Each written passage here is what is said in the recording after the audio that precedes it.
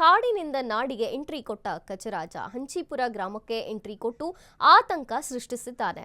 ಮೈಸೂರು ಜಿಲ್ಲೆ ಸರಗೂರು ತಾಲೂಕಿನ ಹಂಚಿಪುರ ಗ್ರಾಮ ಇದು. ಗ್ರಾಮಸ್ಥರ ಕೂಗಾಟ ಕಿರುಚಾಟಕ್ಕೆ ಓಡಿದಾವೆ ಆನೆಗಳು. ಗ್ರಾಮಸ್ಥರಿಂದ ಅರಣ್ಯ ಇಲಾಖೆಗೆ ಮಾಹಿತಿ ದೊರೆತಿದೆ.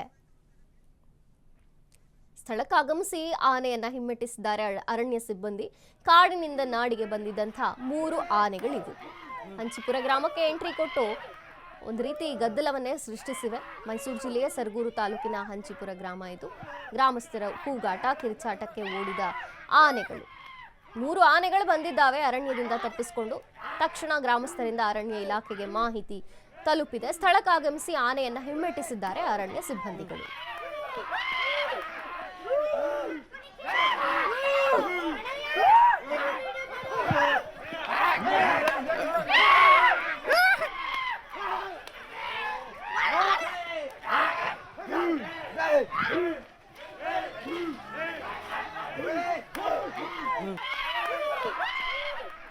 ಮೈಸೂರು ಜಿಲ್ಲೆಯ ಸರಗೂರಿನ ಬಳಿ ಆಗಿರುವಂಥದ್ದು. ಗ್ರಾಮಸ್ಥರ ಕೂಗಾಟ ಕಿರುಚಾಟ ಕೇಳಿ ಆನೆಗಳು ಬೆಚ್ಚಿ ಬೆದರಿ ಬಿದ್ದಿದ್ದಾವೆ. ಸೊ ಗ್ರಾಮಸ್ಥರಿಂದ ಅರಣ್ಯ ಇಲಾಖೆಗೆ ತಕ್ಷಣ ಮಾಹಿತಿ ಹೋಗಿದೆ.